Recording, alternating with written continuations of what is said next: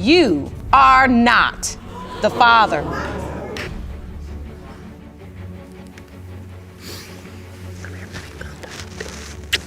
I'm gonna do this, I'm gonna do that. You're gonna do a whole bunch of things you haven't done up to this point. Well, hopefully this DNA can help me out. You know, black women like people put people on child support. I ain't got time for that.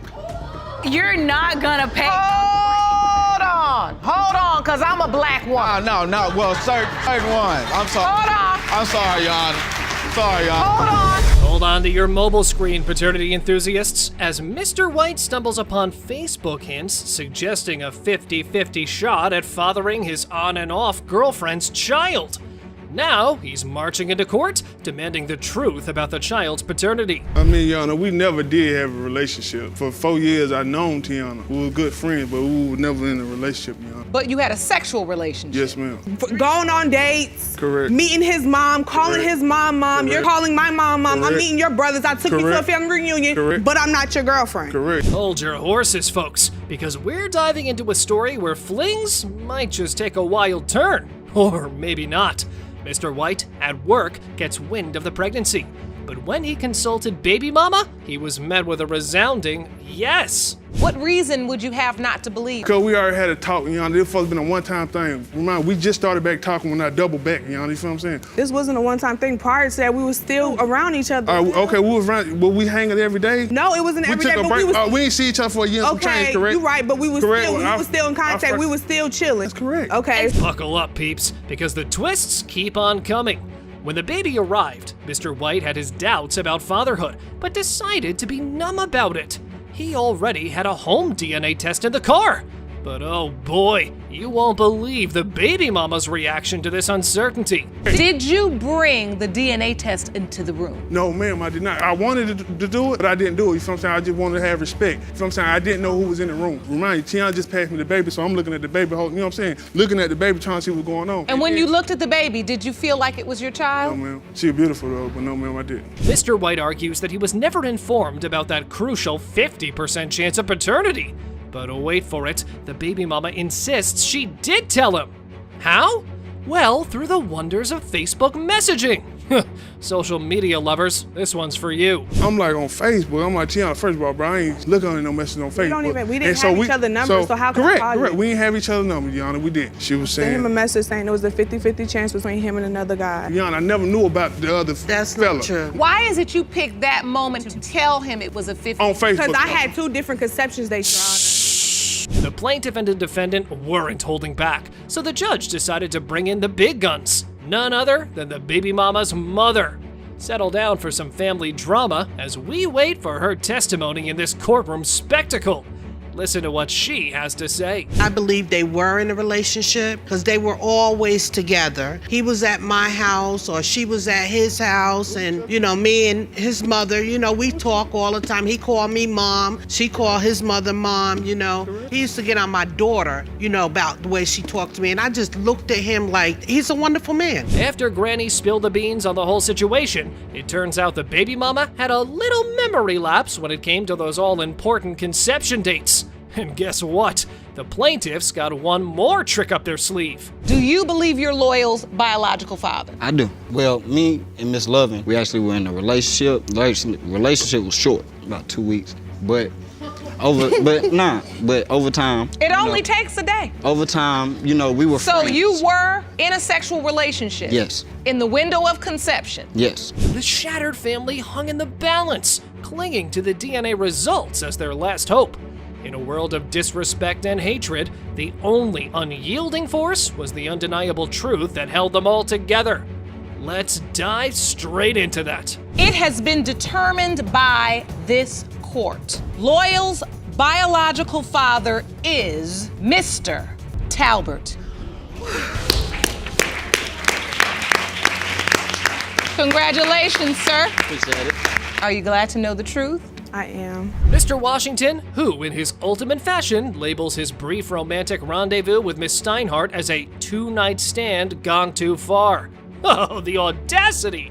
He firmly believed that the defendant was trying to pin her 3-month-old daughter's paternity squarely on his shoulders. Mr. Washington, why do you think Ms. Steinhardt is trying to pin a child on you? Because we had a little thing going on a couple months ago, because me and my fiance got into a little argument. Well, the real reason is because she just wants my family. She wants Nobody to be wants me. your family. First of all, Nobody wants your let me let you family. know Nobody wants something. this man. Well, isn't that just the epitome of a modern-day love story? The plaintiff and defendant apparently decided to speed-run the relationship game, kicking things off just a mere week after meeting at a friend's house. And, as luck would have it, it all began with a good old argument involving Mr. Washington and his fiancée. Basically, we was walking to the store and she was yelling from the other side of the block, like, "Oh, I see you." And then I said, "Oh, I see you over there." Then they started walking like this. They out, running, ghosts. You need to stay behind. Sorry, but they was out. They was ghosts. Nowhere to be found. Ghosts. Well, well, well, the defendant seems to have quite the knack for making grand claims. 8 months, you say? Given Mr. Washington's little escapades and sneaking around, it does make one raise their eyebrows. Let's not forget to dive into the treasure of evidence presented by Miss Steinhardt now, shall we? Y'all taking little pictures together? Right, on the I have bus. way more than that. That looks like you are all booed up. So if your boyfriend was cheating, why would he be taking a whole bunch of pictures? That's why he takes a lot of pictures. I see a lot of pictures out He there. posted it on his page. Well, isn't this a puzzling situation? With the sheer number of pictures floating around, one might question how Mr. Washington's fiancée keeps backing him up. But behold, Mr. Washington's testimony swoops in to save the day, claiming he's never really been in a relationship with anyone. Quite the convincing tale, I gotta admit. He called me and he was like, "I think you need to take a pregnancy test." I never called you. You try to contact us all the time. I never called you. You didn't call me? No, I blocked your number. You called me You from kept a calling me. text-free number. Let's never be called real, you. because I your never phone called was you. off. I never called you. He asked me to take a pregnancy test, and I went down to the hospital and I took a pregnancy test, and it came back positive, and I let him know. Mr. Washington admits he had a fling with Miss Steinhardt, but they argue about how long it lasted. He says 2 or 3 months, not 8. They also talk about using protection while getting cozy. It's a bit confusing, and no one's quite sure how many times they were together. We was hanging out in the neighborhood, and he told them, "This girl is pregnant with my child. No, Nobody never told tell that. Christina." I never told nobody that. You the one who went around telling everybody that you was pregnant by me. Because not once have I ever heard that came out from his mouth and from his friends telling me that he said anything like that in that nature. Because he doesn't want to tell you why would anything the because friends lie he's for scared him? of you. As if this story couldn't get any more interesting, when the baby arrived, surprise, surprise, another man stepped into the spotlight, conveniently dubbed as the family member by the defendant. Classic move right there. But wait for it, the fiancé swoops in, confidently asserting that this new guy is in fact the biological father. Why would another man be holding your baby unless it could potentially be his? Exactly. Why you letting him kiss up all over her? If it's Nobody another was man's kissing her. baby, That's a you ain't gonna family let another member. do that to another man's child. We're not blood related, but he's like family to me and my family. If you go down her timeline on Facebook, you see her sitting in his lap. Do family members do that? Well, after all that commotion, it was high time someone brought in the professionals to untangle this paternity web. And here comes our Judge Lake with a dramatic flair, ready to reveal those DNA results. The moment of truth is upon us, folks. It has been determined by this court. Mr. Washington, you are not the father. Thank you. Now have a great day with your life. He is not her biological He's the father. only person I was with. But what I do know from this DNA report is that Mr. Washington wasn't there. All right, it's time for a wild ride. 23-year-old Mr. Wright dives into his girlfriend's text messages and discovers her little secret. Now the big question looms like a storm cloud. Is he the dad of their 2-year-old bundle of joy? The other guy she had in her life didn't want anything to do with her or the baby anymore, so she decided to push the baby off on me. No, that's not true. I mean, I did tell a couple lies, play a mean game. However, I know that Mr. Wright is Amari's father, and I just want the truth to be out so that my son can get to know his family and, be a part of his family's life. Oh, buckle up, paternity peeps, because we've got a real head-scratcher here. Miss Marks McGee's rebound choices have landed her smack dab in the middle of paternity doubts, and it's just splendid now, isn't it? But wait, there's more. She also sang praises about Mr. Wright, the gentleman who's been a comfort, supporting her and her other son. What a twist! But if you knew she was lying, why move in with her? I was vulnerable. You were vulnerable. I was vulnerable. All right, explain. I had left for a minute and came back, you know, when I came back here and met her, you know what I'm saying, I really didn't have anything. You at a place in your life where you needed somewhere to stay. I guess you could say that. Mr. Wright claimed the plaintiff used to joke about her pregnancy. Talk about a real drag, right? It's like that old tale of the boy who cried wolf. But our lady has her side of the story to share. We were moving out of our apartment October 1st. I took a test that morning and it was positive, and I told him. And there was another female saying that she was pregnant by him, and he was saying she was lying. I broke it off with him, and I told him that I was gonna get rid of the baby, and he was seeing pictures of me big and pregnant. So were you lying when you said that? Yes, ma'am, I was. Here comes a classic allegation from the defendant. When they moved out of their apartment, they claimed to have lost contact. During that mysterious time, the baby mama mingled with someone else. It's like a script straight out of the Livin' classics. How can we forget about the ex who came back into the picture? You see how you looking right now? I was stuck just like that. Like it happened, but I felt like I'm a lady. Like, you want to go hang out with your friends, but you don't hang out with me. You want to go always be with your brothers, but you don't want to be with me. So yeah, I was texting other people, sexually engaging with other people. No, Mr. Wright was the only person that I was having sexual intercourse with. Hold on to your curiosity, viewers, because here's the real deal. Why in the world would she willingly hand over her mobile phone's password if she had something to hide? It's been a burning question since the start of this tale. And now, let's hear what the defendant has to say about this puzzling mystery. I asked her who was this guy? And she like, oh, that's a friend from the past. That's, you know what I'm saying? Right off the bat, I can't sit here and tell you that. He walked around mad, punching holes in my wall with his head. So I'm asking him, like, what is wrong with you? Like, what do you know, what's wrong? And he asked me, and I told him who it was. Brace yourselves, because you won't believe what Our Lady has to say about why she's convinced that Mr. Wright is the biological father.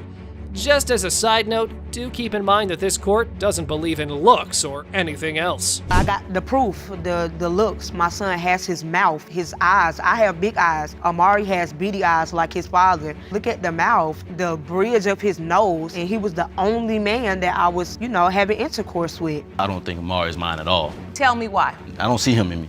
Like, I don't see me in him like that. He doesn't look at all like me. It was clear that the only chance for the plaintiff's son to have a responsible father in his life was with this DNA test, with so many twists and turns that we only hoped the result would finally bring closure. Miss Marks McGee came to paternity court, and here's what that DNA envelope holds. It has been determined by this court, Mr. Wright, you are not his father. What are you feeling, Mr. Wright? I don't know if this is a sad feeling or an angry feeling I'm feeling right now. I was saying he wasn't mine. I built a bond with him. Yeah. It's been 2 years. Ladies and gentlemen, go ahead and grab your popcorn and front row seats, because we're in for a courtroom showdown that makes soap operas look like child's play. Miss Baylor and Mr. Earls brought their stormy relationship to the legal arena, where doubts and accusations were the main events regarding the paternity of a 3-year-old baby. We've been together since I was 17, and he moved in with us, and then we had 2 beautiful daughters. And then after our 3rd child, we decided that we wanted to get married. And he called off the wedding 3 months before we got married. I had everything picked out, Your Honor. I had the dress, he bought me a ring, everything. Our wedding date was supposed to be 12, 13, 14. Imagine the scene of a wedding date etched in stone, a carefully chosen dress, and then wham! Mr. Earls decides to hit the brakes, all because he's not entirely sure about his role as a father. Surprise of the century. If this isn't the work of the devil, then what is it? I'm 100% sure that is not my baby. It was very serious. What happened? I went away on August 16th, and Sandra came and visited me, and she gave me some news that she was pregnant. Okay, I was excited. Come to find out, a week later, she visited me again, and she tells me, I stepped out on you a month prior to the time you had left. Miss Baylor, the steadfast girlfriend and devoted mother, was left heartbroken by the persistent infidelity allegations. An abandoned wedding planner collecting dust, and a once thriving relationship now in tatters. Oh, the pain runs deep. Now, if we calculate the date of his birth, your conception date would have been July 19th through the July 29th, 2012. That's when you said you cheated. I cheated in July, yes, Your Honor, but that is not when I conceived. My son was due May 7th. Get ready for some more drama. Mr. Earls doesn't trust Miss Baylor's honesty, so he wants to use a lie detector test to find out what's really going on. It's like a carnival, but with polygraph machines instead of fun rides. Talk about love and trust, huh? Who was this person you cheated with? His sister's cousin. So this was a one-night thing, a fling? What happened? It was a fling maybe, but not that long, just a couple of times, and like that was it. But I used protection when I stepped out. Unlike him, he has 2 other kids outside of our relationship. Well, the courtroom has turned into a gossip haven.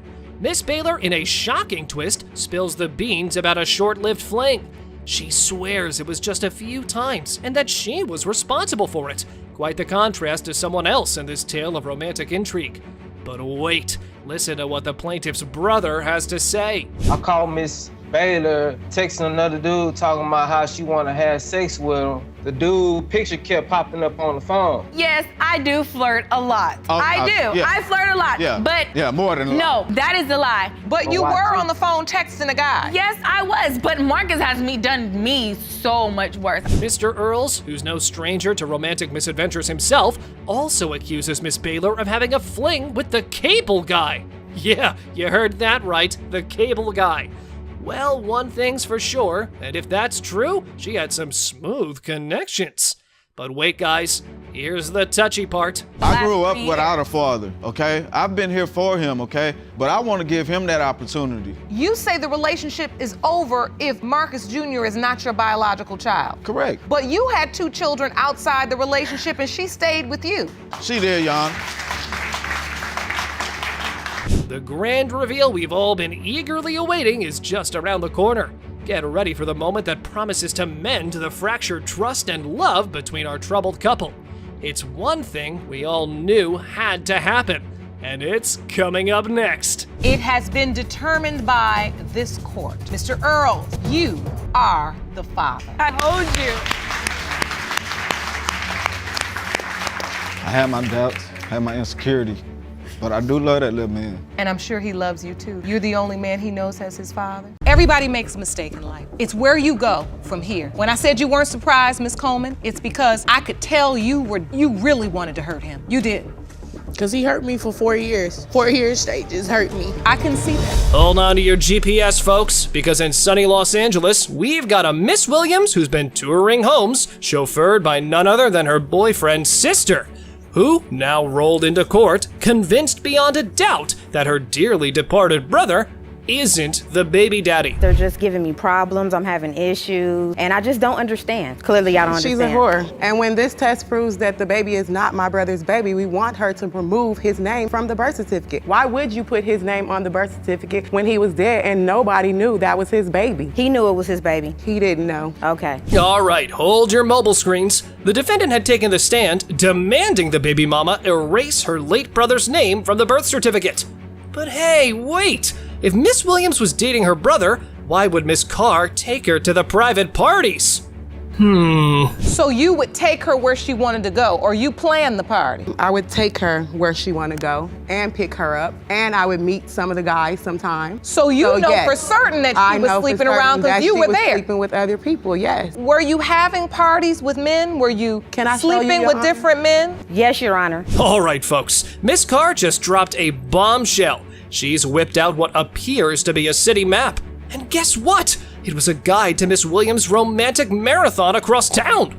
Buckle up, because this courtroom just turned into a twisted game of Where's Waldo? I started out taking her to this person's house, where I would drop her off and come back an hour and a half later and pick her up. And she would bring the person outside. Well, she brought this person outside to say hello to me, crack a couple of jokes, a little sweaty, messed up. I'm taking her to Manchester and McKinley, dropping her off and picking her up. Miss Williams insists that her cousin spilled the pregnancy beans to the late Mr. Brown, but Miss Potts, with all the confidence in the world, asserts it was a letter that delivered the shocking news to her brother. Who's telling the truth?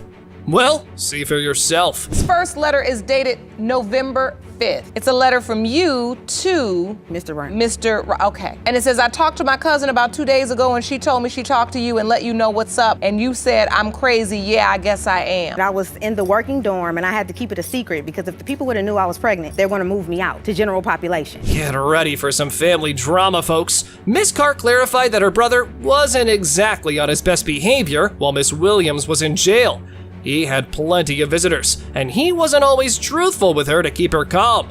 But there's a surprise twist coming up that you won't want to miss. Yeah, you also slept with two of my other brothers. So how are you so sure that that's my brother's baby? How are you so sure? Because I know. Oh. Are you sure of all your You're baby not here daddies? for Oh, me, okay then, but you need to be worrying about your own business instead of mine. I know what I do with mine. Just like I know what I do with mine. Throw at a party. She's a whore. According to Mr. Brown's mother, tragedy struck when her son was shot dead outside his own home, and this happened before the baby even entered the world.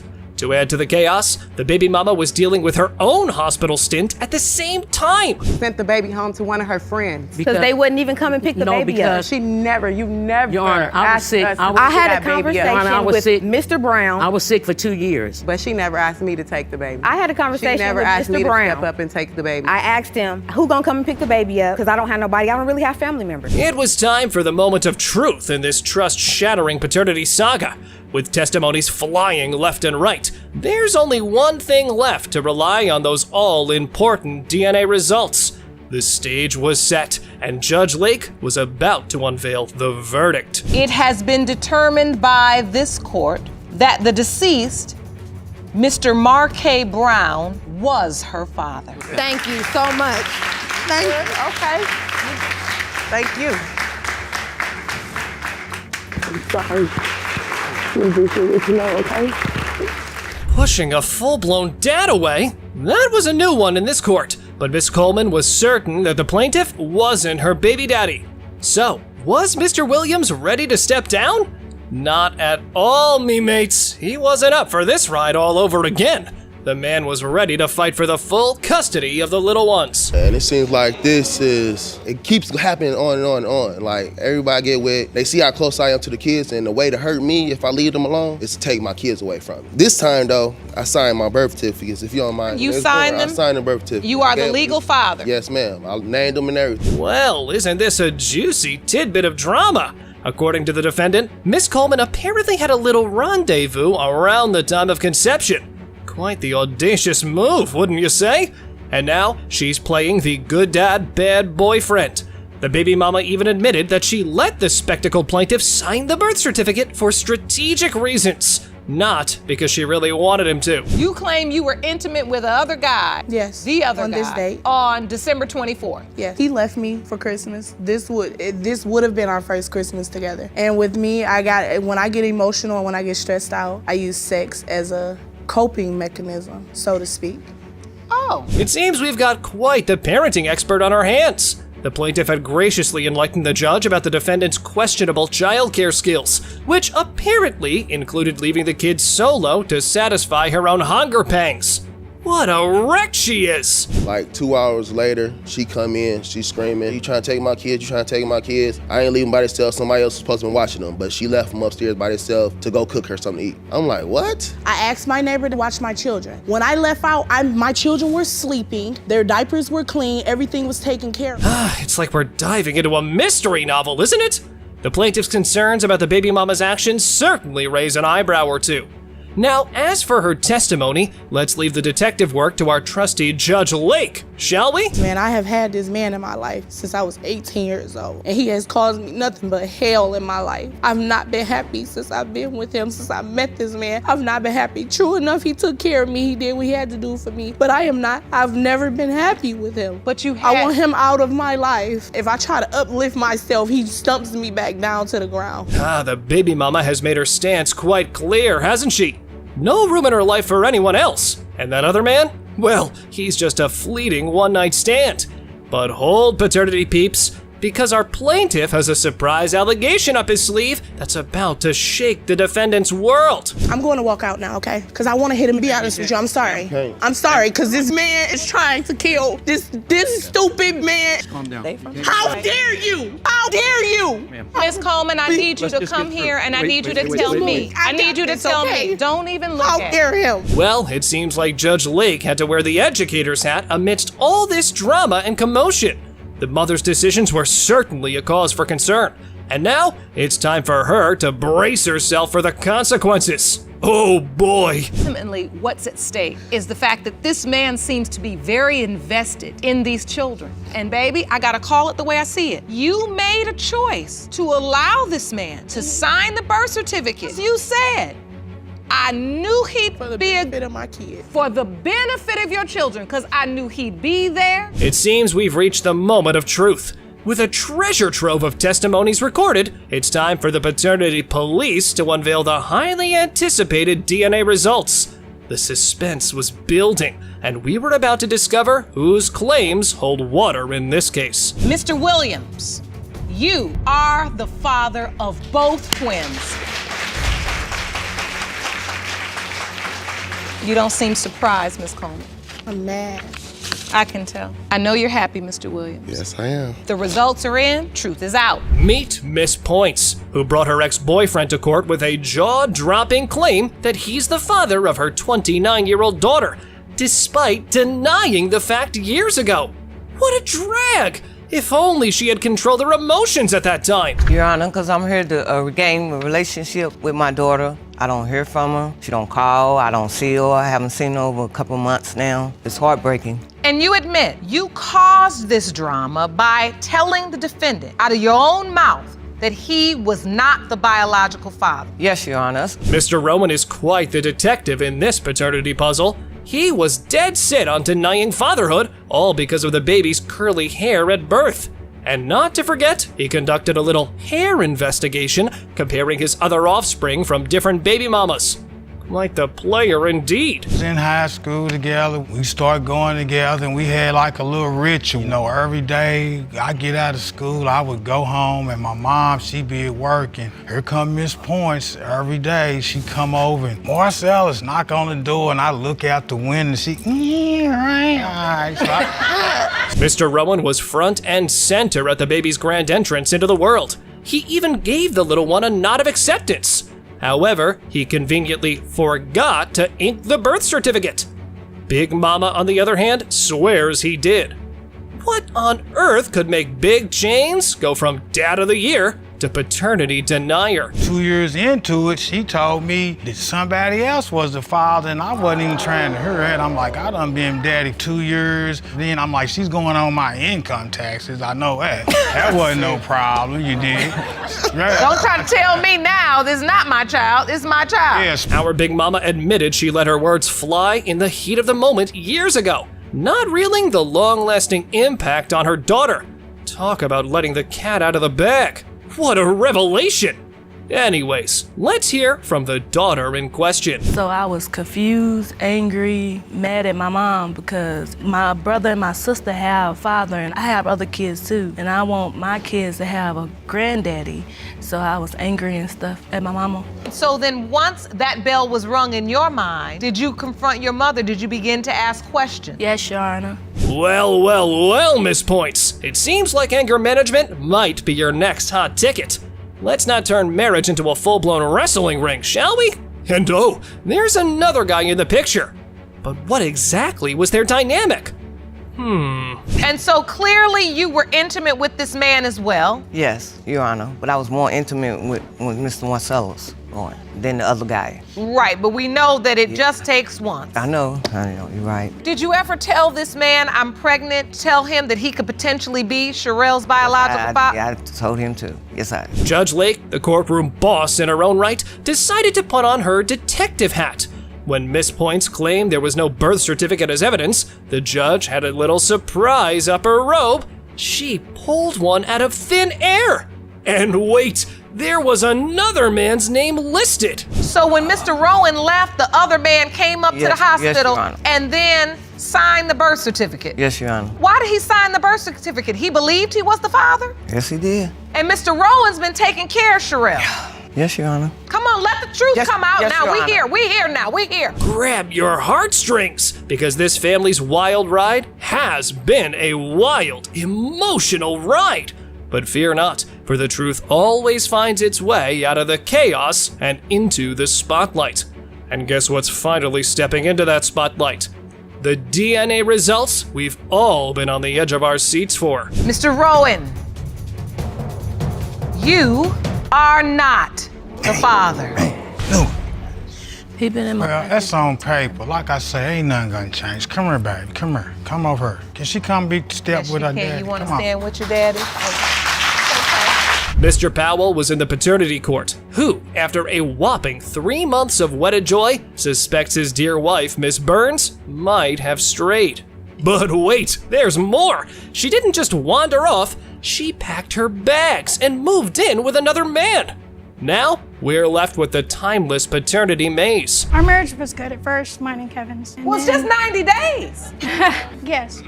Mr. Powell's had a job and then he'd lose his job. Then he had a job and then he'd lose his job. I figured everything was put off on me. I have 3 other children other than the baby I provide for. The audacity of this woman! Can you believe it? She confessed about her little rendezvous to her husband. Bluntly. However, Miss Burns already had a child with Mr. Jones, the other man. That was already in question. What a mess! Here, just listen to this confusion yourself. He was one of the candidates that had to take the test? Yes, Your Honor. The lady that did the testing actually said that I was the 3rd person to have this DNA test done on the child. So was he the 2nd or the 3rd, Miss Burns? He was the 2nd that was named. Oh, the drama unfolds. Just as Mr. Powell realized his marital mishaps, he reached out to Miss Burns, begging her to return. But here's the twist. She dropped a bombshell, admitting she's already indulged in unprotected with Mr. Jones. So when you were pregnant, did you tell both men you were pregnant? Yes, Your Honor. I told Mr. Jones and he reacted differently than I expected. I was mad. pissed off, Your Honor. I wasn't very happy. I have 3 other kids, and then we got a DNA test with our 6-year-old. What did Mr. Powell say when you told him? He didn't really say anything. The anticipation! Mr. Powell, aware of his wife's rendezvous with Mr. Jones, was on an emotional roller coaster when he got wind of the paternity.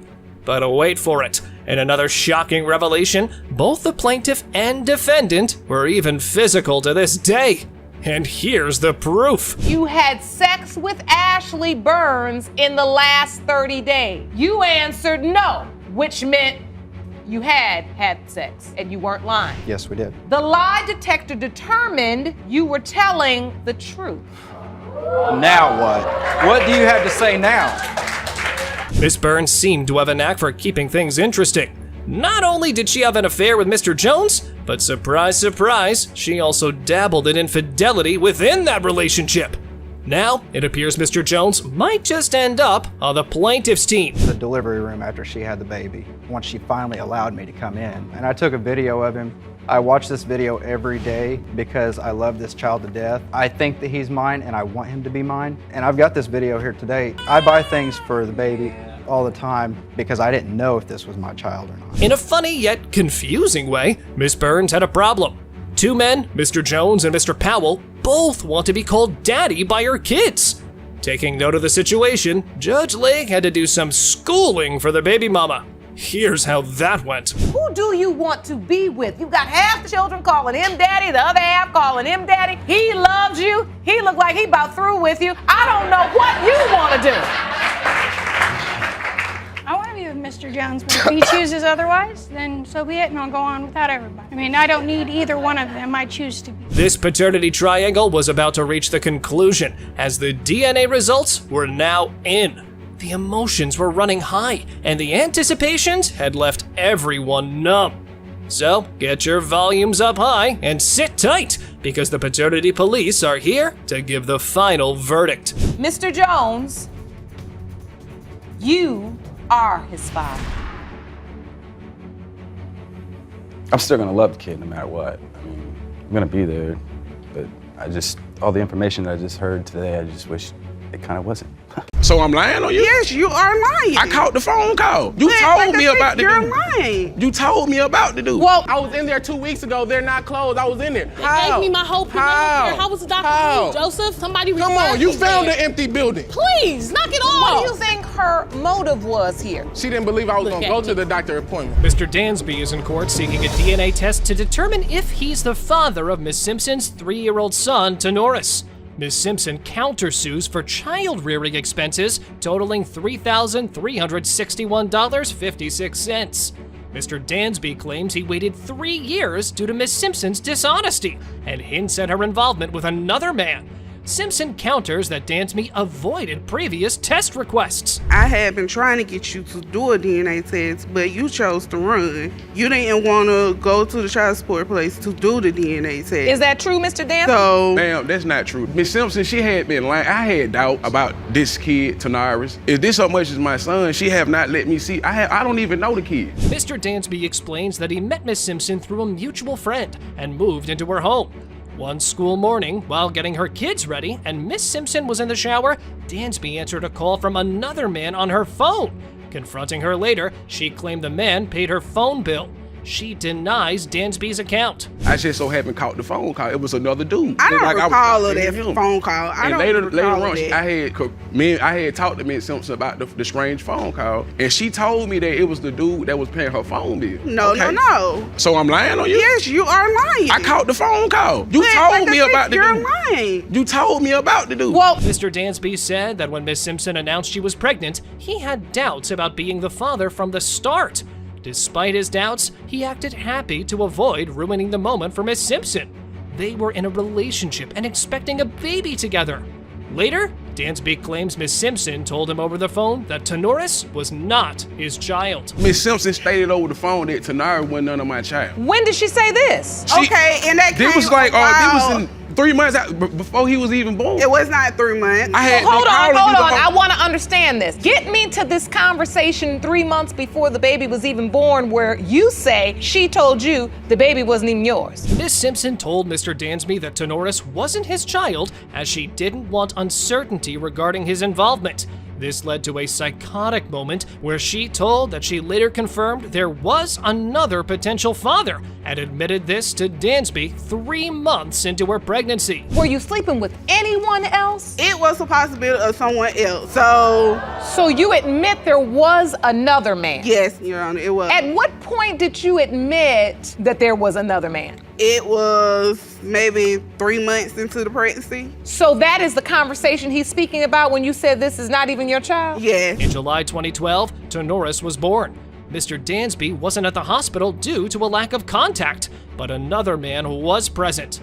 Miss Simpson admitted that this man was someone she'd previously been involved with before and after Dansby. By October 2014, Dansby met Tenoris for the first time. So, who is the father?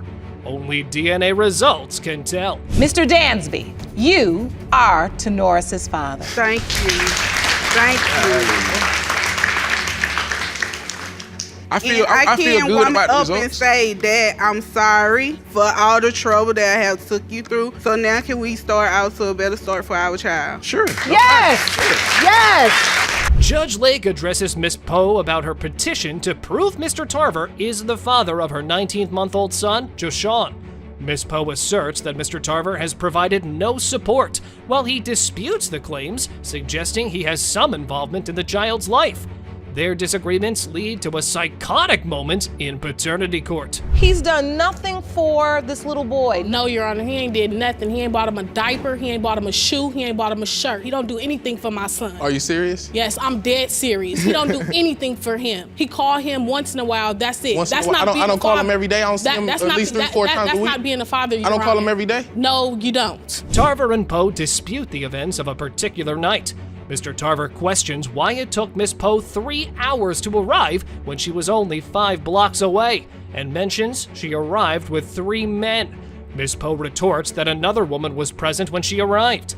The two continue to debate about the revelation of Miss Poe's pregnancy. Mr. Tarver 5 blocks away, it took you 3 hours to pull up with 3 dudes in the car? Mr. Tarver was when I got there. 5 hours. The girl was 5 blocks there. away, it take 3 hours to pull up with 3 dudes in the car? There was another girl there. Okay. He said he wanted to go to sleep. There was no other girl there. Asleep and did you not on leave and the go back and couch. lay with him? Yeah, absolutely I left, but I did not go leave and lay with another man. All right, I need specific stories. What happened? Miss Poe acknowledges that she initially told Mr. Tarver she was 2 months pregnant based on information from Planned Parenthood. After getting a urine test, she was informed she was approximately 8 weeks pregnant. A month after that, she had an ultrasound, which indicated she was only 6 weeks pregnant. Mr. Tarver finds the timeline suspicious. So a month later, you went for an ultrasound. Yes. And they told you were only 6 weeks. Yes, Your Honor. Did It don't add up. Mr. Tarver go to any of the doctor's appointments with you? No, he did not. He didn't go. There was one, not Your one Honor, doctor's appointment May I with me. speak now? May I speak? You didn't let me talk? All right, go Okay, ahead. both of you, just one at a time. Mr. Tarver claims that he and Miss Poe went to a supposed doctor's office, but upon arrival, found a sign on the door indicating that they had moved to another address 3 months prior. Despite the sign, Miss Poe insisted that she had been there 2 weeks ago and that they provided her prenatal care. So when you read that, when I'm like, this not. I'm telling her at the time, this isn't a doctor. That's when she argued me. I was in there 2 weeks ago. They're not closed. I was in there. They gave me my whole prenatal care. How was the doctor moved, Joseph? Somebody Come referred on, you me found there. an empty building. Please, knock it off. What do you think her motive was here? She didn't believe I was Look gonna at go me. to the doctor appointment. Okay. Miss Poe accuses Mr. Tarver of advising her not to give the child his last name to avoid child support. In contrast, Mr. Tarver alleges that Miss Poe wanted him to leave quickly because she was speaking with her boyfriend. Amidst the tension, the audience reacts in shock. Mr. Tarver clarifies that he does wish the child is his. You wanted this child to have your last name. I named him. Lying. I named He's him. lying. Mr. Tarver, why would you name the child and want him to have your last name if you didn't believe you That were was the your child. biological I don't father? think- I'm not Boy. saying I don't want him to be mine. Why play this role if this not what it is? Did you have doubts when you were naming him? And Of course. you did. In court, Mr. Tarver brings forward a witness, Rosie Jones, who identifies herself as his fiancée. Miss Jones claims she's heard multiple people claim paternity of Miss Poe's child. Miss Poe retorts, asserting that Miss Jones doesn't know her and that she's also heard many things about Miss Jones from Mr. Tarver. Did the DNA result justify her statement? It has been determined by this court, Mr. Tarver, you are Rory's father. Thank you. Mr. Tarver, you have 2 children now. You don't have any more time to be a young man, you're a man. Yes, Your Honor. You understand? Yes, Your Honor. All of you need to continue to better yourselves for the sake of your children. Miss Johnson believes the defendant's deceased brother, Mr. Damian Ellerson, is the biological father of her son, Damian. She asserts he was her first love and is emotional when remembering him. Miss Fortune, the defendant, is aware of the claim due to her mother and remains skeptical because of Miss Johnson's admitted relationships with other men. He was my first love. I would do anything for him. We were together all the time. I know in my heart that he is his father. What was it about him you loved? Just his energy and his smile. I mean, he was like he didn't have a care in the world. I miss him all the time. Damian recalls a memory of visiting a man he believed to be his father. This man, who signed his birth certificate, took him to the doctor to check for diseases. Damian, being 12 at the time, found it odd and expressed his concerns to his mother. Miss Johnson later received results that the man wasn't Damian's biological father. And so, Miss Johnson, you remember that day, and at some point, did you get the results? Yes, and it came back that he wasn't his. And then he just stopped talking to me. He just left me, just no dad. So, Miss Johnson, that's what leads you to now believe Mr. Ellerson is Damian's biological father. Right. Damian's mother mentioned her deep love for Mr. Ellerson. Damian, born in 1996, believes he resembles Mr. Ellerson in photos. He met Ellerson's family once at age 12 or 13. Miss Fortune's mother received pictures from Miss Johnson about this meeting. So, Miss Fortune, what did your mother say to you about this meeting? She said Miss Johnson, gave her pictures and stuff, and that he might be my brother's son. So in a way, my mom believed it, kinda, but it was just too emotional. And far as me, Kinda, but I don't think so. In this psychotic moment at paternity court, it was revealed that Miss Johnson named her son Damien after her first love, Mr. Ellison, who was murdered. They were involved until he disappeared. However, Miss Fortune claims Johnson had relationships with two of her cousins, suggesting there's doubt regarding the true paternity. Miss Johnson, not only that, you slept with two of my cousins. I slept with one. Two. One. Two. Oh, so are you testifying that you believe your cousin, not your brother, could be Damien's biological father? Yes. Miss Johnson, you did sleep with Mr. Ellison's cousin? Yes, I did. Miss Johnson admitted to having unprotected sex with another man who was close to her deceased lover, Mr. Ellison. This man shared that after Mr. Ellison's passing, he and Miss Johnson became emotionally involved, which led to a few intimate encounters. The truth about Damien's paternity is sought in the DNA results. Mr. Henley, you are not the father. These results pertain to the deceased Damien Ellison. The percentage of relatedness is 0.00%. You are not related. Mr. White believes his ex-wife, Miss Mock, wrongly had his parental rights for their alleged daughter revoked, allowing another man to adopt her.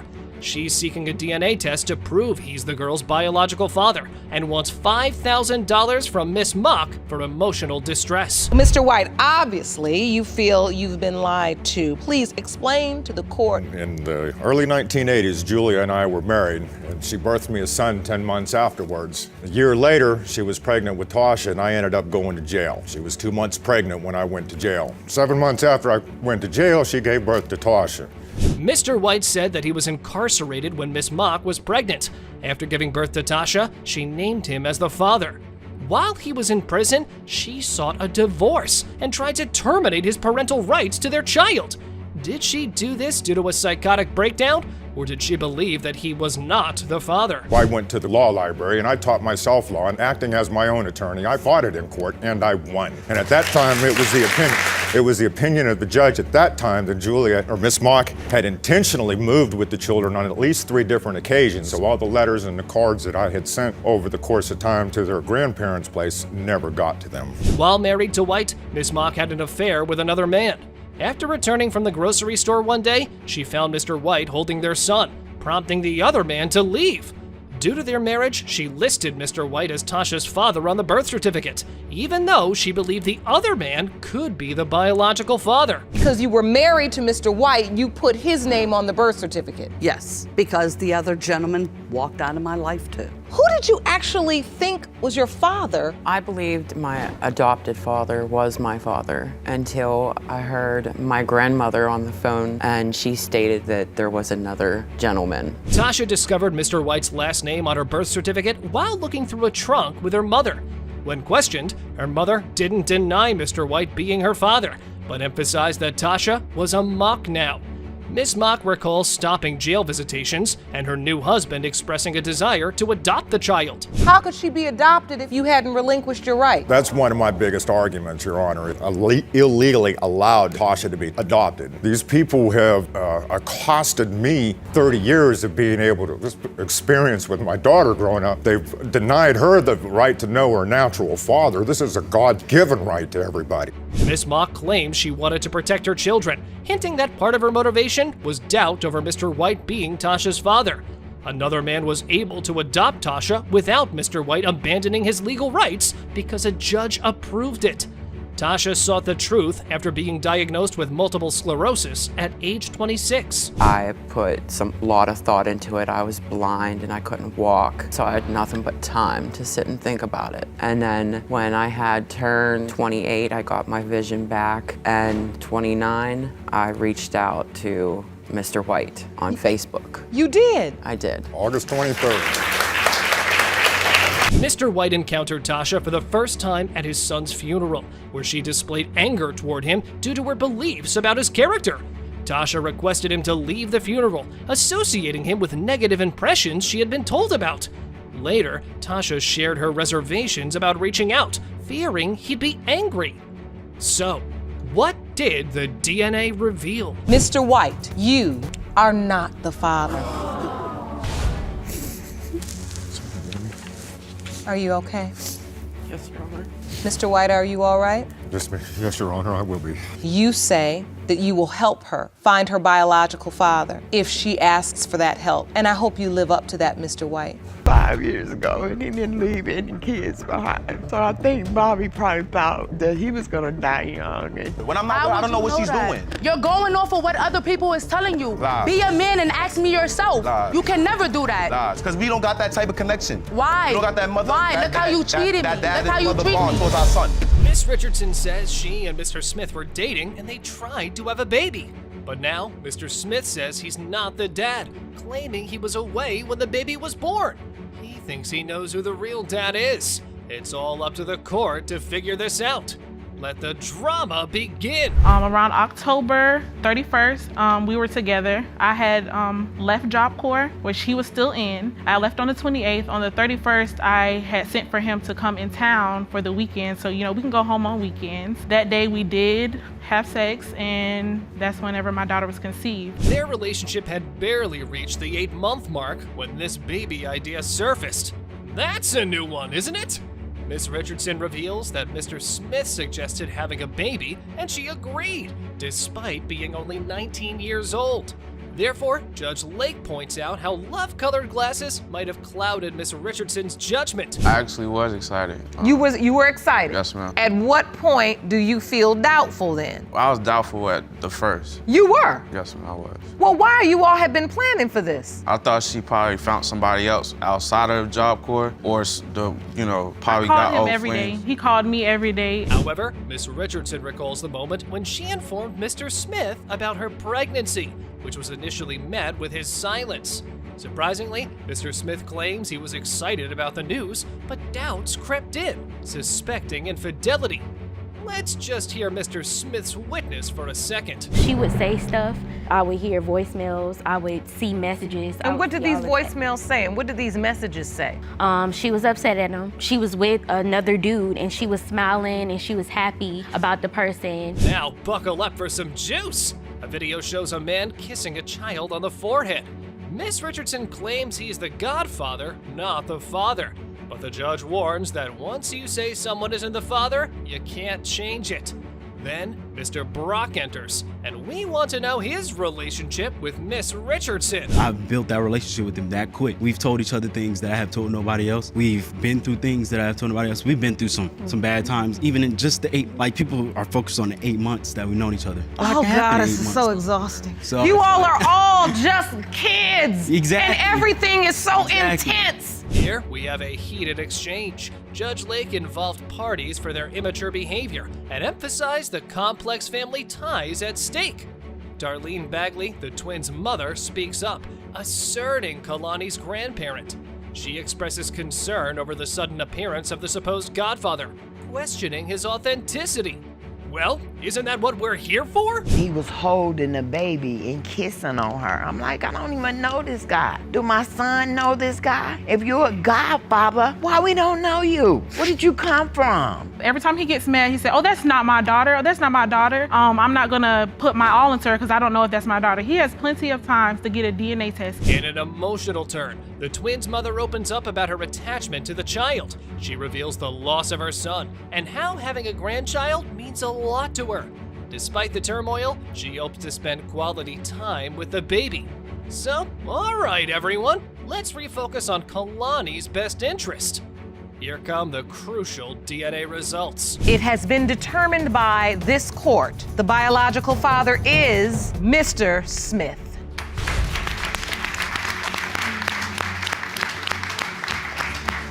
Mr. Hollis disputes being Chloe's father, alleging he's been paying child support for someone else's child. Miss Anderson insists he takes responsibility for his actions and their daughter, Chloe. Their emotions are charged with tension and uncertainty. Whereas, this is how the session started. I failed to appear to court because I didn't want to take a DNA test and had to pay for it all by myself. I offered to go half with Mr. Hollins, but he wanted me to pay the whole thing, and he never went to court to take the DNA test. 4 times. He failed to appear 4 times. Your Honor, that's 4 not right. times you failed to appear? Well, here we have a classic he said, she said situation. Mr. Hollis claims he's been paying child support and healthcare expenses as ordered. Miss Anderson disagrees, insisting she received only a fraction of that amount.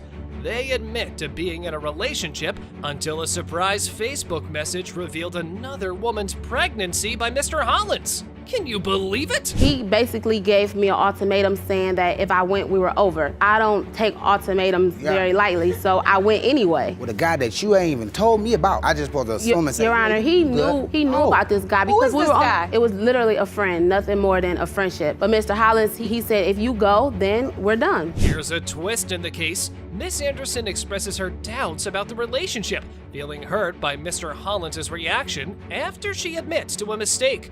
They had been close, like best friends, but things soured.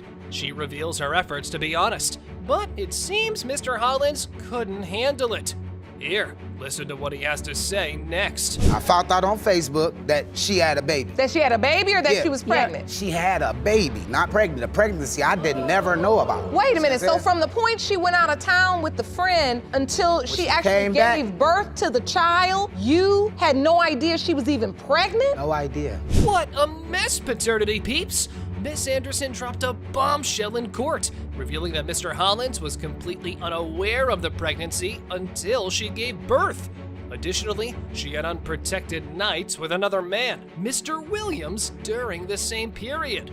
An online conception calendar led her to suspect he could be the father. The date you were intimate with the other man is what? March the 30th. Now your due date was December 4th, 2013. So that was the day they pinpointed. When was your daughter actually born? December the 7th. If you go back to your dates of intimacy, you were also intimate with Mr. Williams as well. Yes. Yeah, right. Judge, we don't need a calculator for that. Oh boy. But anyway, Mr. Hollins confronts Miss Anderson about her intimate encounter with another man, Mr. Williams, just 2 days after him. But wait right there. The judge chimes in, highlighting Mr. Hollins' failure to appear for DNA tests, a situation of his own making. So you weren't involved in the pregnancy, or she didn't even know she was pregnant? I didn't even know she was pregnant either. Nobody. I ain't heard nothing. She didn't. I didn't know. But I get How can I tell you something that I don't know? If you would have took the DNA test, then you would have found out over a year ago. You had already made up your mind in your head that I was the daddy, because you didn't tell me about him. Talk about a tangled web. Miss Anderson admits to waiting too long to inform Mr. Williams about the potential paternity. She had been convinced Mr. Hollins was the father until a recent revelation. If only Miss Anderson had thought to inform the court about Mr. Williams sooner, this mess might have been avoided. At this point in her life, at 17 months old, she doesn't know anyone as daddy. Right, yes. Your Honor, I'm gonna be truthful. I don't even know how to be a father. I'm honestly not even, I'm still taking care of myself. You see what I'm saying? I don't even know how to be a father. My father wasn't there. He says that, but that's not to blame nobody. You see what I'm saying? I just don't know how to be one. The moment of truth arrives. Mr. Williams was open to being Chloe's dad, but Mr. Hollins was uncertain about his diaper-changing skills. The judge assures them they'll learn. It's time for the results.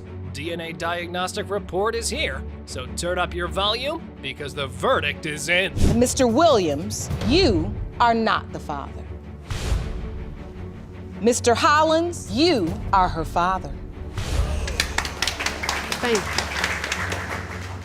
In this sizzling courtroom showdown, Mr. Harrington denies being the father of Lainey, Miss Day's 1-month-old daughter.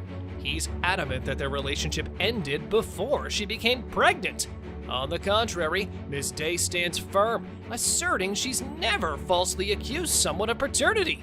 Both were eagerly waiting to settle the score. We were living together in September. So we got into it, broke up. My middle child, the other child that we have together, was having seizures. So she was in and out of the hospital. When we was in the hospital, at the hospital, we did it. So when we did it, I really do believe that's the day that I At the hospital? Yes, ma'am. Miss Day explains her relationship with Mr. Harrington. They lived together in September, but faced difficulties linked to their child's health problems and hospital visits. They were intimate, even at the hospital, but she insists November wasn't when she got pregnant. The surprise pregnancy came to light during an MRI test, adding drama and uncertainty to their lives. I actually go to my first appointment to figure out when my due date was and a time in and different stuff. So once I did figure that out, I told him. That's not true at all. First of all, she didn't even tell me that she was pregnant. I had to find out through an anonymous texter that. How did you find out she was pregnant? An anonymous texter, I swear. We got into a conversation and I got the text right here. Well, in my opinion, that's a clear shocker. Although, Miss Day received messages referring to guy number 1 and guy number 2, which hinted at her pregnancy. She attempted to contact guy number 1, but faced phone call avoidance. When confronted, her sister disclosed her pregnancy. The drama escalates as both parties claim to have found out at different times, adding complexity to the situation. Even if it was something that I did not tell him, it was only a week, probably like a week span of time. You hear how you sound, right? And how do I sound? Like somebody telling the truth, like you're trying to, like what you do all the time. You try to work around a lot. You're working around a lot right now. The message. You lying. You're anyway, not keeping it a band. Keep it a band. So what are you lying about? Keep it a band. I don't lie. This not being your baby, right? It ain't my baby. Let's rewind to Delaney's birth. Mr. Harrington claims he was there showing support, even though he questioned the paternity.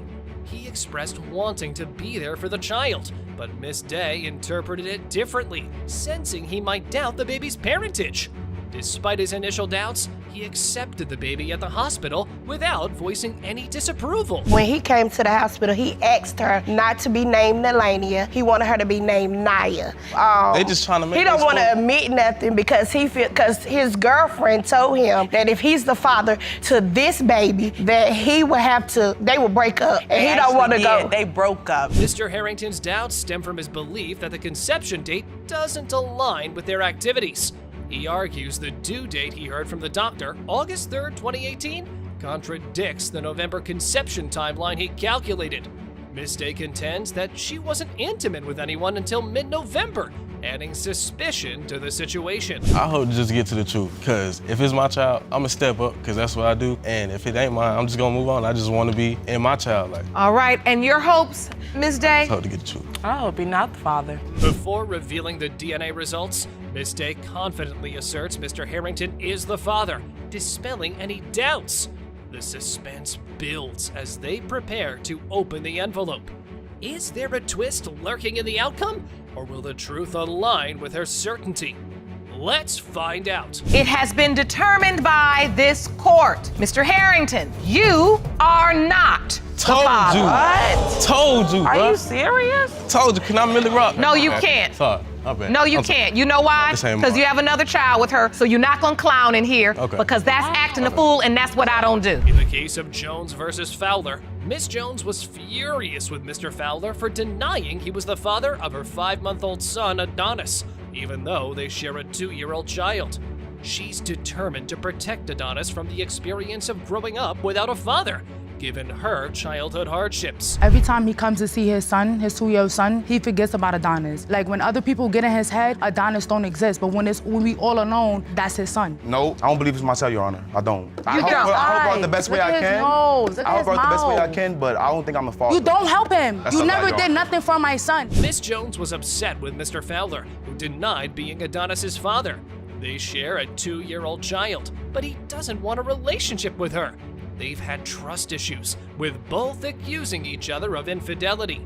Now, Mr. Fowler questions Adonis's paternity, while Miss Jones insists he's the father. It's so bottom of the barrel.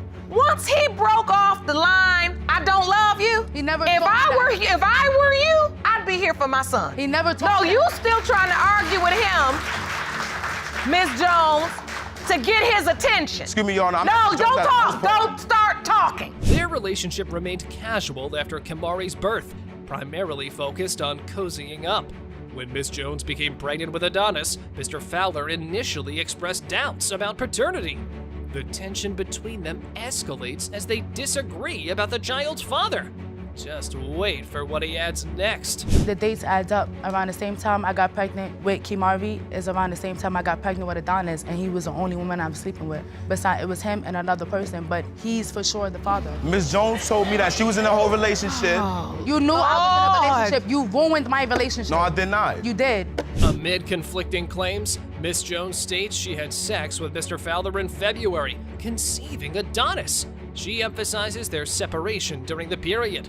Mr. Fowler, however, alleges other men's involvement and doubts the timeline. Their disagreement over the conception window added fuel to the drama. When I'm not there, I don't know what she's doing. You're going off of what other people is telling you. Lies. Be a man and ask me yourself. Lies. You can never do that. Lies, because we don't got that type of connection. Why? We don't got that mother. Why? Look how you treated me. That dad Look how and you mother treat bond me. towards our son. So Look hold how you on. treat me. Now I need to understand, what were you hearing or what did you witness? I'm not the father. All right, paternity peeps. Mr. Fowler claimed he doubts Adonis's paternity due to a one-time encounter with Miss Jones in February. However, when another man from Miss Jones's past asserts his potential fatherhood, it caused tension between the two men.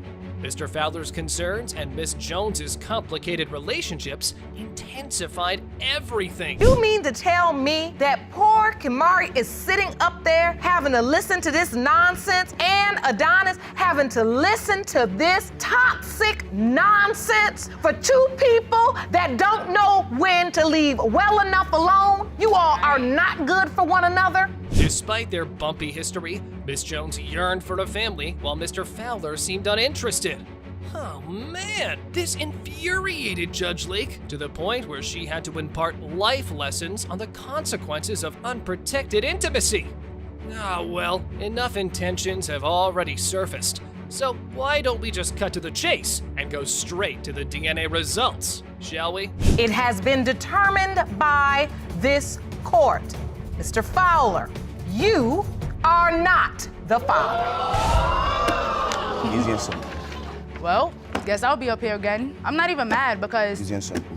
I'm happy. That's gonna give me a step to leave him alone. Yo, that's crazy. He handed me the baby and he looked at me. He said, "Are you sure this baby's yours?" And I looked at the doctor. I'm like, "What do you mean?" He said, "Because this baby's white." Your Honor, I just had a child and the baby looks nothing like Kaden. My baby looks like me. Now, according to Mr. Barlow, baby Jabril didn't look like his other kids, and that was sufficient evidence to doubt paternity. Huh. By which he means that he wasn't present at the time of conception, and that his almost Hispanic child was not his, but their landlord's. Ms. Winslow, you stand in court stating that Mr. Barlow is your son's biological father, but also say if he's not, there's a good reason for it. That's correct, Your Honor. So, Mr. Barlow, tell us why you doubt Jabril. Your Honor, I doubt these things due to the fact that during the time of Jabril's conception, I was away. Apparently, the guy suspected his girl had been cheating on him. He thought he was being played like a fiddle. Whenever he called home, his girl wasn't alone. The plot thickened, and the doubts started peering through. And we're here for it. Let's go! I got a long history of infidelity. A very long history. And so I left. When I went away, she said pay back some straight legs. Let's use appropriate First language. of all, I never stated that, Your Honor. So he comes now, up with I go away. I've never stated and that. while I'm away, I'm calling and stuff. Next up, let's get to the too friendly landlord part. Mr. Barlow wasn't clearly a fan of the situation. Well, who would be? However, Miss Winslow went ahead and justified her behavior. Good for her. He doesn't have a hired contractor. He's doing everything himself. So if he has to come at 10 o'clock at night to fix some water that's leaking from my roof with 3 children in my house, then that's what he's gonna do. Mr. Barlow said he was there All fixing the some way. beds. Okay, now, when I'm in the house, I'm pregnant. Oh man, the baby daddy wasn't backing down. His only mission was to incriminate the woman in any way possible. He clearly couldn't wait to get rid of her and the baby. Toxic much? Please, someone put some tape over this dude's mouth. Please? He'd been fixated on this one landlord for quite some time now. Like, come on, come up with something new for once. However, the landlord did appear a bit too friendly. Yup. I paid him $2,000. What I went to do is get my lights cut on, and they told me that the place that I was trying to rent wasn't even rentable. Therefore, I'm driving around in a U-Haul with no place to go. I come across the landlord, and I tell him I have no money. I just gave my $2,000 to a landlord that was crooked, and I can't even move in the house. I guess Miss Winslow had enough of the plaintiff slinging mud on her left and right. And about time. Even my patience ran thin with this fella.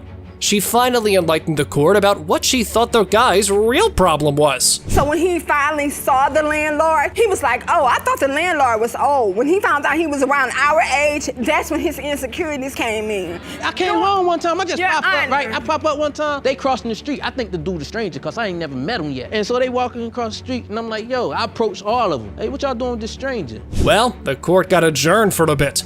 However, after a while, Judge Lake continued on with the proceedings. The twist was that instead of the paternity doubt, she had to resolve the maternity doubt first. Yup!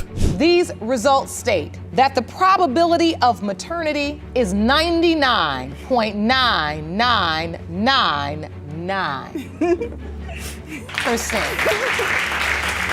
You, Ms. Winslow, are Jabril's mother. Thank you, Your Honor. That's all I needed to hear, Your Honor. And I can see you're truly relieved. Mr. Barlow was off his hinges. Get real, dude. And on top of that, he started picking on the 11-month-old baby Jabril, who called him Dada. Bad move. By now, even Judge Lake has had enough talk about the rent, the landlord, and everything in between. Nothing made sense for the baby daddy, and the only thing that could have been were the results. Time for them to roll on out. It has been determined by this court. Mr. Barlow, you are the father. Thank you. Thank you. Thank you. Thank you, Your Honor. So, the bottom line is you are the mother and you are the father. A happy home, all of rainbows and sunshine, but it all came tumbling down when the defendant demanded the paternity test from the plaintiff. This wasn't the first time for Mr. Bolton, and he refused to fall for the same trap again. Ms. Beto, you say you were furious when the defendant asked you for a DNA test on your 7-month-old daughter, Ileana. Now you claim that request has broken up your happy home. Mr. Bolton, you state you have reason to believe Ms. Beto's child may not be your biological daughter. That's mine. Odd claims, right? But how did the paternity doubt come to be? Well, it was one long story. Now don't you worry, we're not gonna bore you. But to sum it up, the baby daddy started doubting the baby soon after she was delivered and was handed to him. You know, because of looks. The doctor that gave the procedure to deliver the baby, he handed me the baby and he looked at me. He said, are you sure this baby's yours? And I looked at the doctor. I'm like, what do you mean? He said, because this baby's white. I'm looking at him like, what do you mean this baby's white? Jerome, have you ever heard of such? That's a first for me. This is the reason. Some doctor, huh? Moving on, Miss Beto rushed to clarify, but the damage had been done. The doubt took root. However, Mommy hadn't raised a quitter. Nope, she planned to fight it out and brought out the big guns. I'm Dominican and black. People in my family have different color eyes. My eyes are hazel. My father's eyes are green. He told me that when he was a young boy, when he was a baby, as a matter of fact, his eyes were blue and then they turned green. So I don't see where the doubt is. The doubt began because people continuously said, oh, she's white. Oh my God, she's so white. Oh, she's so white. Let the he said, she said battle commence. Baby Ileana was brought home. Friends and family visited, and they all went goo-goo over the baby. Aw, good. But that's not exactly how it all went down. We had friends and family come over to see the baby, then looking at the baby like, oh, she's beautiful, she's beautiful. That's not what they said, Your Honor. What they were saying, maybe on his side, but my side, they did make some comments, but of course I defended, that's my daughter, you know? Yep. So I see him all the time in her. I see a little bit of my features, but mostly I see him. The drama didn't end there. Nope, it went on. Seems like the baby had a lot of visitors, and each one had something to say. And with that, the doubt just got rooted deep in Mr. Bolton's head. Maybe 2 weeks when Ileana came home, the same boss that we both work for him, he came to the house and brought a stroller to the home as a gift. And he's from Alabama, he's country guy, But he looked at the baby, and he's like, Rico, is this baby yours? I look at him like, what you mean? He says, this baby's white. The defendant sure talks, and had a lot to share. Interestingly enough, there had been more than 2 instances in his life where he ended up doubting paternity. A happening life for sure, but a lot of baggage indeed. See for yourself. When I was young, I was dating a stripper, and she had a baby. she disappeared. What reason, I don't know, but when she finally came back, we figured out that baby wasn't mine. Got my name off the birth certificate, finally. Second time this has happened in my life, a young lady got pregnant, but come to find out, she was dealing with somebody that I knew. She didn't know we knew each other. Hold on, people. Don't go believing that baby daddy was the victim. Nope. Allow me to do the honors of presenting how he ended up being your typical dumb guy. Oh yeah, he had some nerve to justify his behavior. Now, I saw my the texts association from the being with females. being with them, I'm getting accused daily. So it's like I felt like I was pressured, getting pushed to the point where I should cheat just to make you happy. Because this is what you're doing. You putting pressure on me. That was your logic? Yes, that was my logic, because every day she's saying, hey, you're a cheater, you're a cheater. Baby mama sure liked making things messier. No should have taken the high road here. Initially, Miss Beto left the guy on admirable grounds, but she couldn't stay away for long. What a shame! This is when she's admitting that, yeah, I slept with somebody. Your Honor. Because at first she says it's none of my business when I went to go see her. Exactly. Now she's telling me out of mouth, okay, Your this Honor, is what happened. he continued to badger me about it. She's admitted in open court that she slept with someone else one time at least without protection. Right. Well, when nothing seems to be working, go snooping around your girl's phone. There's gotta be something there. And bingo, baby daddy found it. Some incriminating evidence. Hard to justify that one. I mean, but how often is it that babies can look alike? But Your Honor, I just want to show you this evidence right here. But I don't think she looks like the other man's baby. That's Ileana, and that's me. Ileana's pink, Caucasian, white, and you see me. Really? I'm brown, no blue eyes. I mean, the only thing I see is a nose. It was clear that day that nothing was gonna push the paternity doubt out of baby daddy's head. Only the DNA result had that power. Mommy and daddy both were miserable over this. So let's just get right to it. Mr. Bolton, you are her father. ¿Qué yo dice? What I tell you? Your Honor, can I ask Ms. Beto a question? Yes, you may. You don't got no questions for me. Everything speaks for itself, because that's what you told me. Actions. Mr. Johnson came to the court to clear his name and wash his hands of the child. Classic. Miss Kirby, on the other hand, was adamant that the plaintiff helped make that bundle of joy that was little Caden, and results were gonna prove it. Mr. Johnson, you are here to prove you are not the biological father of Miss Kirby's 11-month-old son, Caden. You claim her accusations are causing trouble in your relationship, and you are certain the results will clear your name. Is that correct? Yes, Your Honor. Things took an emotional turn. Baby mama's heart was crying for her baby, but the baby daddy was one cold-hearted man. Jerk dad. While the court swam in the emotions that poured out of the mother, Mr. Johnson just wanted to get this whole thing over with. He told me when we first met that I was gonna be his baby mama. Now that he's here, he don't wanna step up. Either he step up or he step down. Excuse me, Why do you Your have Honor. tears in your eyes? My baby.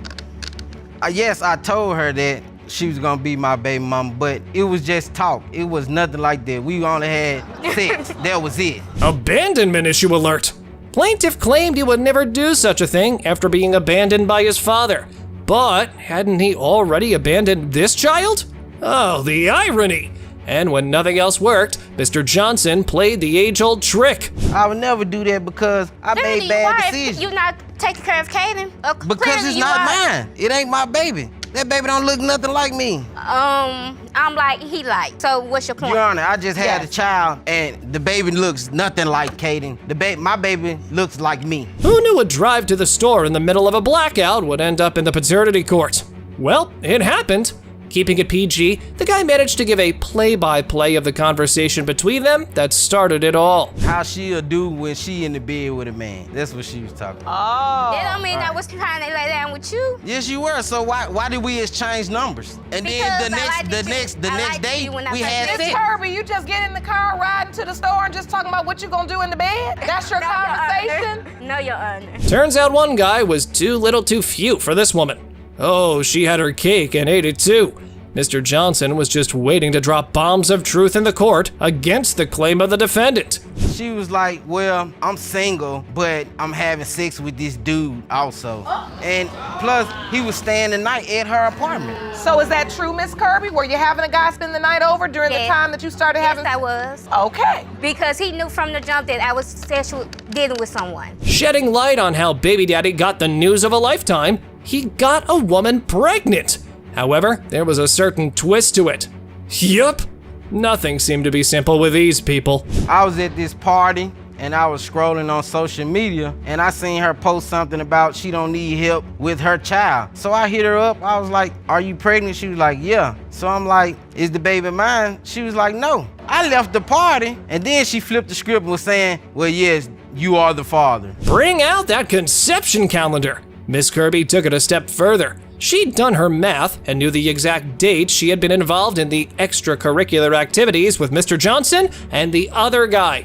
But wait, check this out. You determined that was during the time when you were sexually active with Mr. Johnson? Yes, Your Honor. I thought you slept with him within a 24-hour window of meeting him, and you also were in a sexual relationship with the other man. Me and him had sex July 10th on our way when we got back from Clarksville. Oh, so you're basing this on the exact date of sex? Yes, Your Honor. Let another round of varied narratives commence. While Mommy claimed she only had her family through the whole ordeal, from pregnancy to birth, Baby Daddy didn't buy that story and ended up sharing his own. Judge Lake had a good time with that one. I wasn't there because she didn't want me to be there. The only time she called me was for sex and food.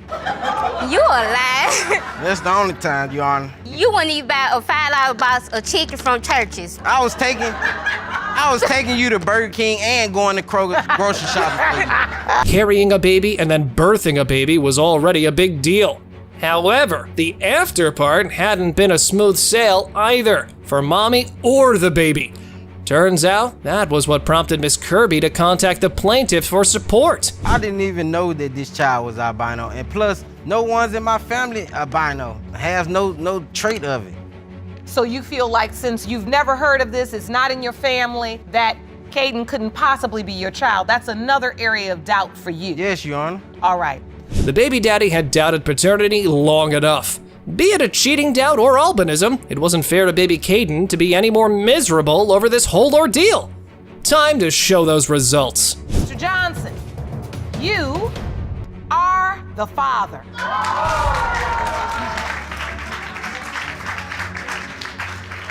Congratulations are in order again.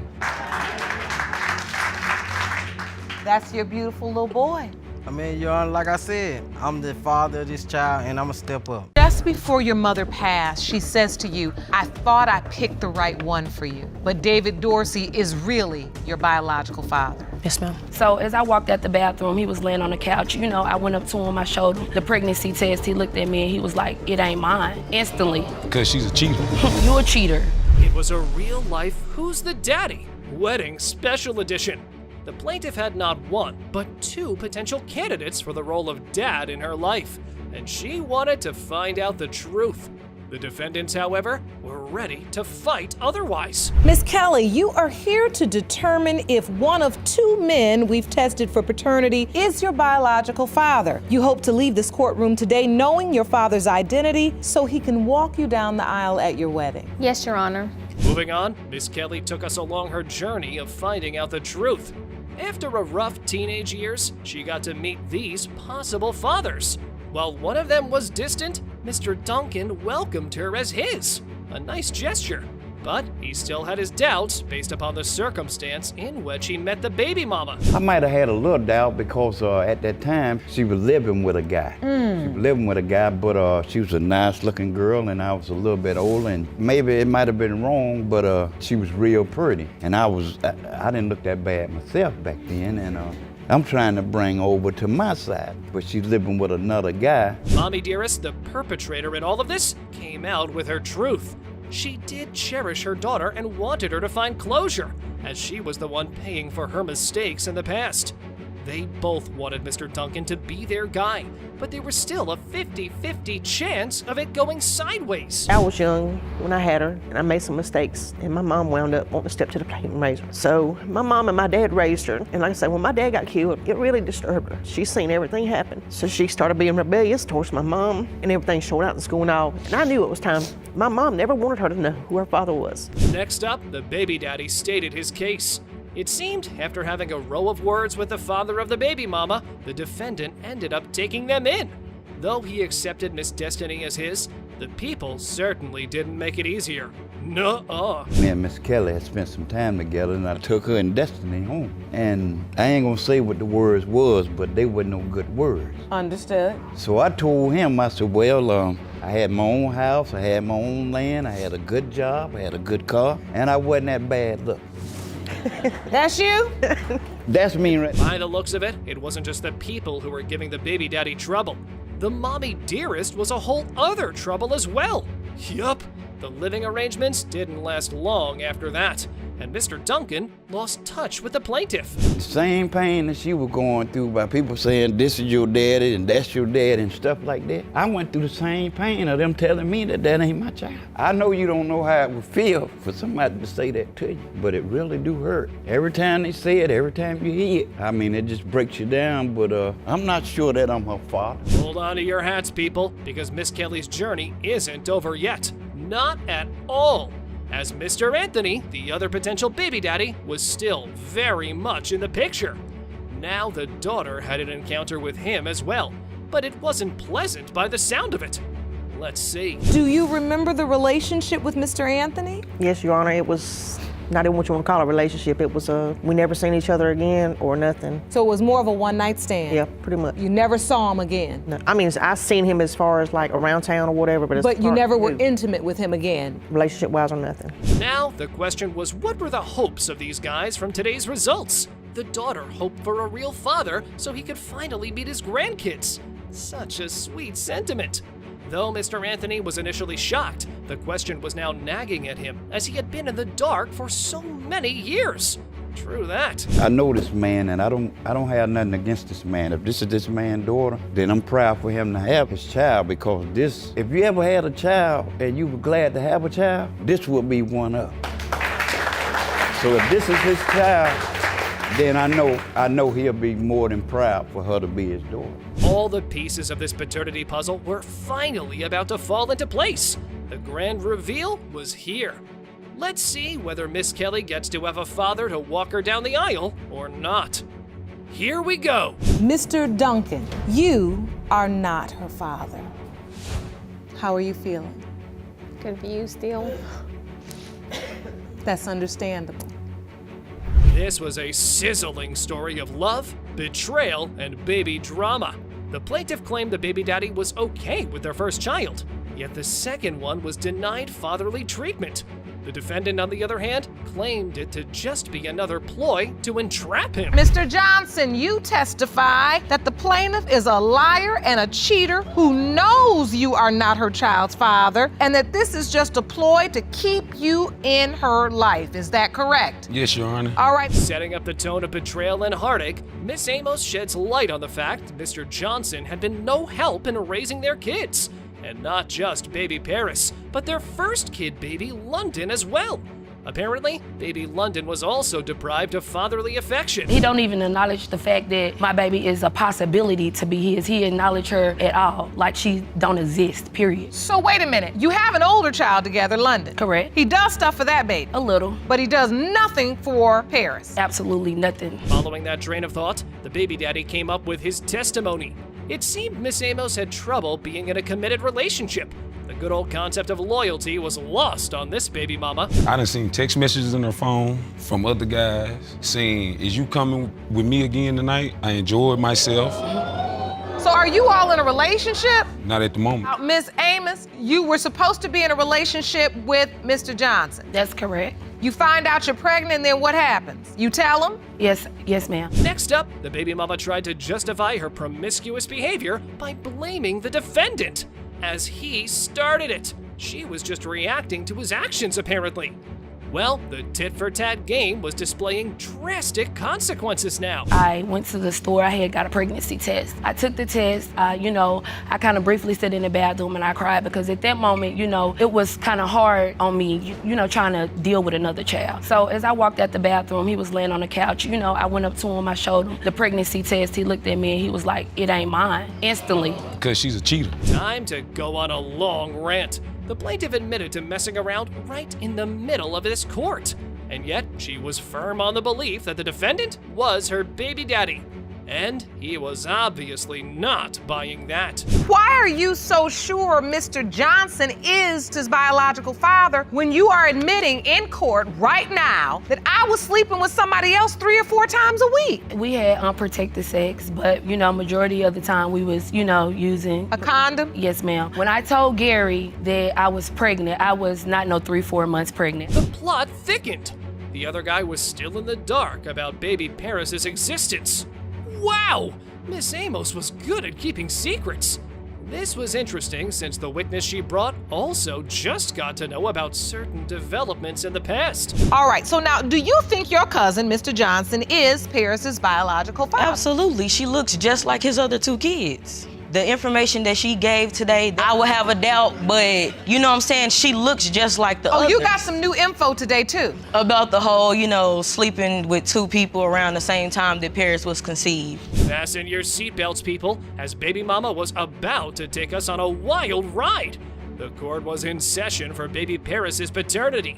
But after hearing the witness's testimony from the defendants, more trouble was ahead of the baby mama then. She told me out her own mouth, this is not your brother's baby. I told him he can go on. So see the thing. When did she tell you that? When she was pregnant. I don't need to hear anything else. And so that's where I was going. I was like, okay. You and I said that. I said that, and the reason why I said that was because it was in the heat. It was in the heat of the moment. We was arguing. We was into it. The baby mama had been quite a busy bee during both of her pregnancies, it seemed. Yup.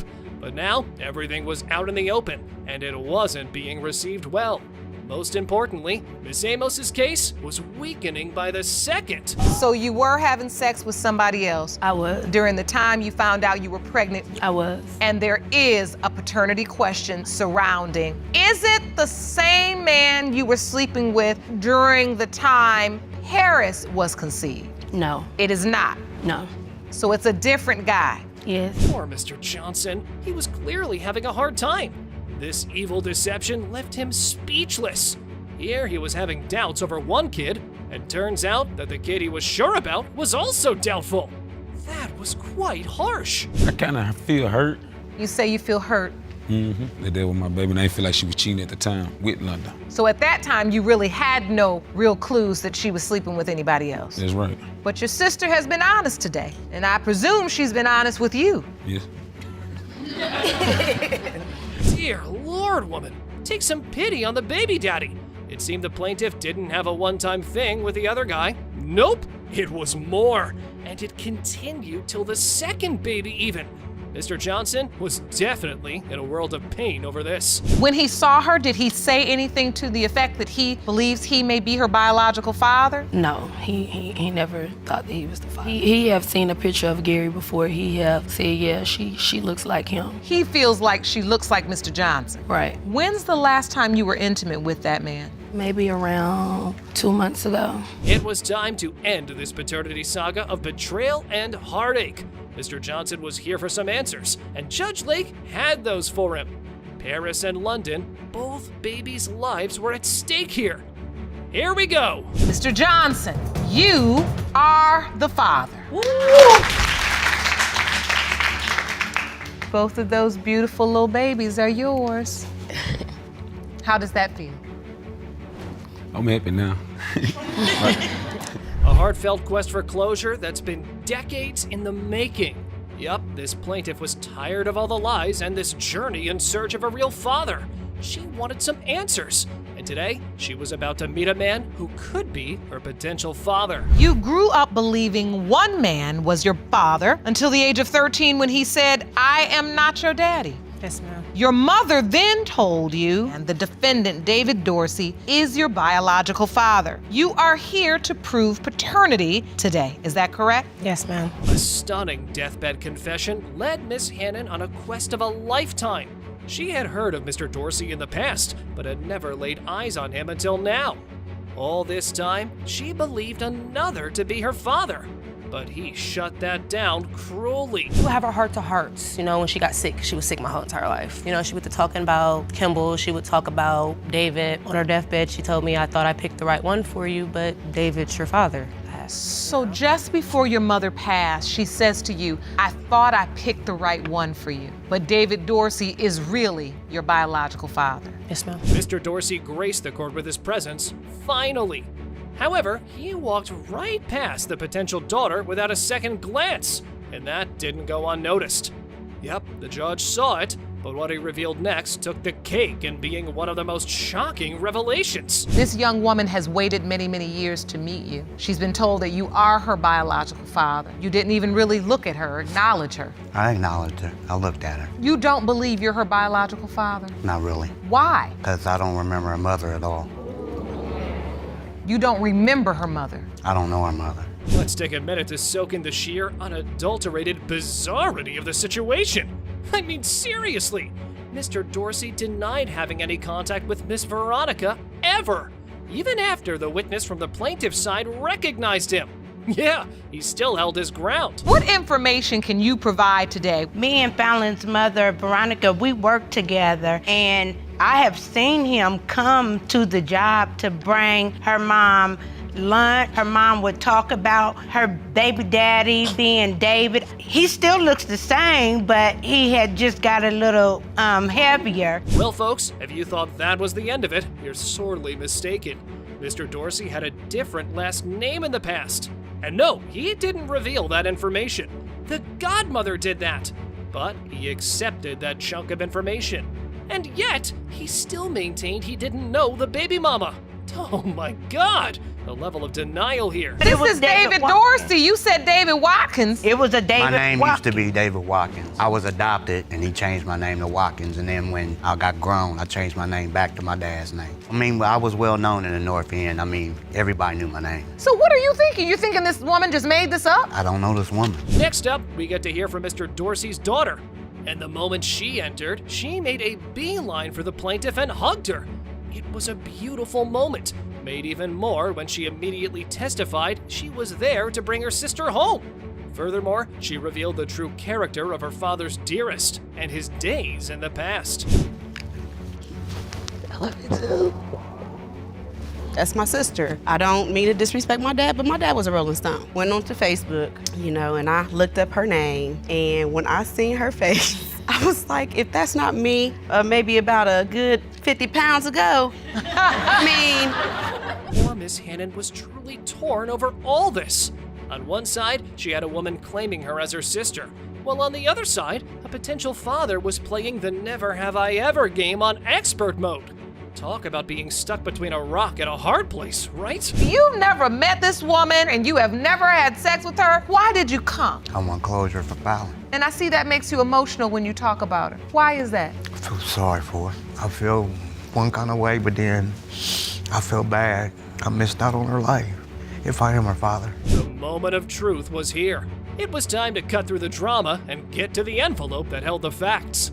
We're about to lay down the verdict that'll either grant our plaintiff the closure she's been craving, or leave us all scratching our heads in disbelief. Here we go. It has been determined by this court. Mr. Dorsey, you are not the father.